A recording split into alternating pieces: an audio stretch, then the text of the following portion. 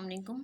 आज हम देखेंगे कि प्रोग्रामिंग अप्रोच हमारे पास क्या है और ऑब्जेक्ट ओरिएंटेड प्रोग्रामिंग को हम डिटेल में डिस्कस करेंगे।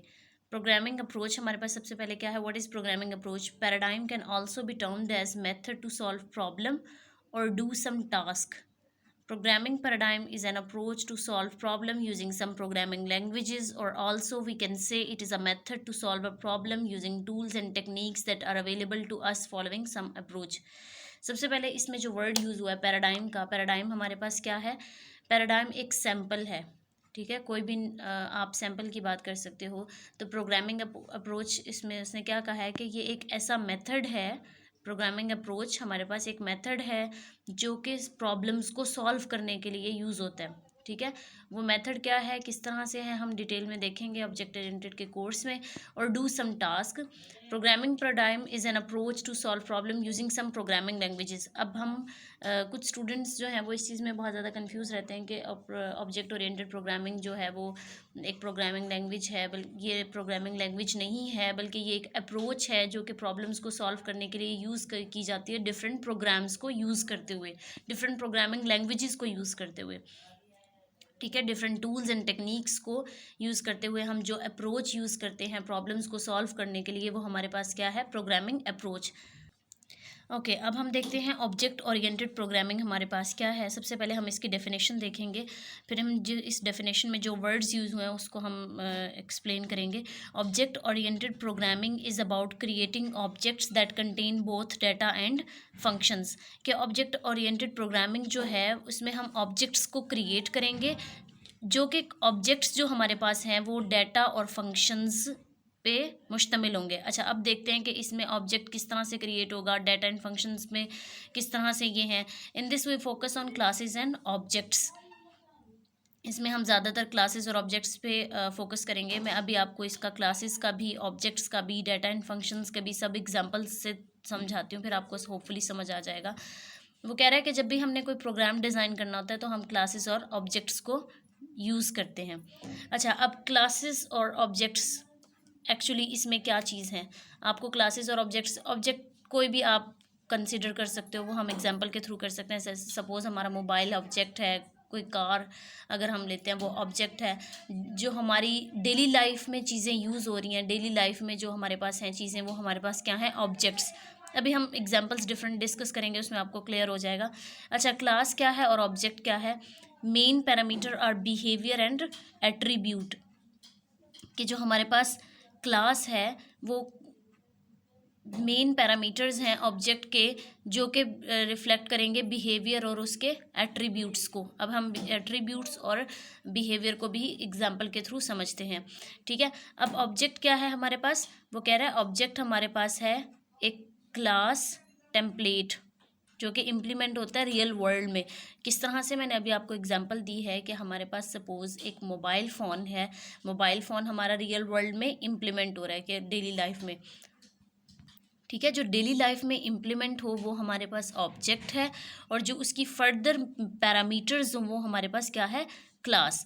अब आपके माइंड में ये बात आ रही होगी कि ये हम प्रोग्रामिंग में किस तरह से यूज़ करेंगे? प्रोग्रामिंग में तो डाटा, वेरिएबल्स और ये सारी चीज़ें यूज़ होती हैं, ये भी हम एक एग्जांपल से रिलेट करके आपको क्लियर करते हैं। अच्छा, इसमें देखें, अब आपके पास है मोबाइल एक ऑब्जेक्ट है। मैंने एक एग्जांपल लिया है कि ये हमारे पास सपोज़ एक मोबाइल है, और मोबाइल हमारे पास क्या है? एक मेन ऑब्जेक्ट। अब इसमें क्लास क्या होगा, एट्रीब्यूट्स क्या होंगे, फंक्शंस क्या होंगे? अब हमारे पास इसके एट्रीब्यूट्स क्या हैं कि मोबाइल का कौन सा मॉडल है, किस मॉडल का मोबाइल है, उसके क्या कलर, कौन सा कलर है, उसकी क्या प्राइस है, ये उसके सारे आ जाते हैं एट्रीब्यूट्स। और फंक्शंस उसमें कौन कौन से हैं? कॉल का है उसमें फंक्शन, ऑडियो वीडियो का है, और डिफरेंट एप्लीकेशंस हैं उसकी जो फंक्शंस परफॉर्म हो रहे हैं वो क्या हैं? वो एग्जांपल दे दिया, कॉल, ऑडियो, वीडियो। अब इसको हमने डिफरेंट क्लासेस में क्लासीफाई कर दिया है कि सपोज़ एट्रीब्यूट्स उसके ये होंगे, फंक्शंस उसके ये होंगे, तो इस चीज़ को जो नाम देते हैं वो है क्लास।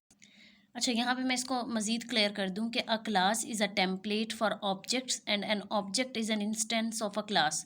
इसको पहले हम देखते हैं कि ये कहना क्या चाह रहा है। वो कह रहा है class is a template. Template means सांचा, कोई भी मॉडल, ठीक है। क्लास जो है वो एक मॉडल है, जैसे हमने आपको अभी उसकी एग्जांपल दी थी मोबाइल फ़ोन में different classes for object. And object जो है इज़ एन इंस्टेंस, वो एक मिसाल है, एग्जाम्पल है of a class. When the individual objects are created, जब हम किसी भी ऑब्जेक्ट को क्रिएट करेंगे, the inherent all the variables and functions from the class. Class जो मैंने अभी आपको डिस्कस किया, क्लास में डिफरेंट मोबाइल फ़ोन की जब मैंने एग्जांपल दी आपको, मोबाइल फ़ोन में मैंने कहा था कि एट्रीब्यूट्स और फंक्शंस जो हैं वो दोनों किस चीज़ को रिफ्लेक्ट करें, क्लास को। तो अभी हम डिस्कस कर रहे थे कि क्लास में यहाँ पे जब वो कह रहा था when they individual objects are created, जब हम कोई भी ऑब्जेक्ट को क्रिएट करते हैं, दे इनहेरिट मीन्स कि वो वारिस, मैं उर्दू में अगर आपको लफ्ज़ इसका क्लियर करूँ, दे इनहेरिट ऑल द वेरिएबल्स, कि वो सारे के सारे वेरिएबल्स और फंक्शन को इनहेरिट कर रहा होता है। ठीक है। C++ is an object oriented programming language. Everything in C++ is associated with classes and object. C++ में आप क्लासेस और ऑब्जेक्ट से ज़्यादातर प्रोग्रामिंग में यूज़ करते हो, along with attribute and methods. अब इसमें एट्रीब्यूट और मेथड की मैं एक और एग्जांपल देती हूँ। आपके पास the car has attribute such as weight and colour. जो कार का वेट और कलर है वो उसके एट्रीब्यूट्स को रिफ्लेक्ट कर रहा है, और मेथड जो है वो such as drive and brake, कि ड्राइव करना या ब्रेक करना, तो ये आपके पास क्या है, मेथड्स में आ जाता है। Attributes and methods are basically variables and function. अच्छा, अब ये पॉइंट आपको क्लियर करेगा कि आपने प्रोग्रामिंग में किस तरह इन चीज़ों को यूज़ करना है, कि जो भी आप एट्रीब्यूट और मेथड्स यूज़ कर रहे हो वो उसमें वेरिएबल्स और फंक्शंस के तौर पे यूज़ हो रहे होंगे, जो आपका प्रोग्राम होगा। हम प्रोग्राम की भी एग्जांपल नेक्स्ट में लेते हैं।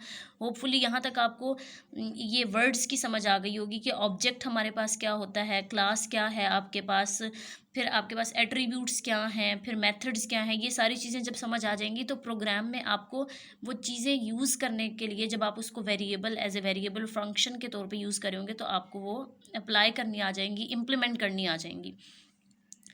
वो कह रहा है class is a user defined data type that we can use it our program and it works as an object constructor और a blueprint for creating object. Example लेते हैं, यहाँ पे हम कोई क्लास को क्रिएट करने जा रहे हैं, कि कोई भी क्लास आपने क्रिएट करनी हो तो उसका टेम्पलेट, उसका फॉर्मेट क्या होता है। तो आप क्या करेंगे, जब भी क्लास को क्रिएट करना होगा, माई क्लास, तो आप उसको ये सब, ये यहाँ पे आप कुछ भी लिख सकते हैं, माई क्लास, या सिर्फ क्लास भी लिख सकते हैं, सब टू यू। तो आप क्या करेंगे, क्लास ये जेनेरिक होगा, और जो नाम आपने दिया होगा माई क्लास, फिर आपकी ब्रैकेट स्टार्ट हो जाएंगी, फिर public integer my number, string my string, और ब्रैकेट क्लोज। ये आपका फॉर्मेट है क्लास को क्रिएट करने का। इसी तरह जब आपने कोई ऑब्जेक्ट क्रिएट करना हो, वो जैसा कि आपने अभी क्लास को क्रिएट किया उसी के अकॉर्डिंग हम ऑब्जेक्ट क्रिएट करेंगे। In C++ an object is created from a class, we have already created the class named my class, so now we can use this create object. अभी अभी हमने जैसा कि माई क्लास को create किया, वो कह रहा है we can use this to create objects. To create an object of my class, specify the class name followed by the object name. अब उसी तरह से हम यहाँ पे ऑब्जेक्ट को क्रिएट करेंगे। वो कह रहा है to access the class attribute, जब भी आपने क्लास के एट्रीब्यूट्स को, जैसे my number and my string को एक्सेस करना हो, तो हम क्या करते हैं, यूज़ डॉट सिंटैक्स ऐसे ऑन द ऑब्जेक्ट। अब यहाँ पे देख लेते हैं, class my class, public integer my number, string my string, और ये आपके पास ब्रैकेट्स क्लोज।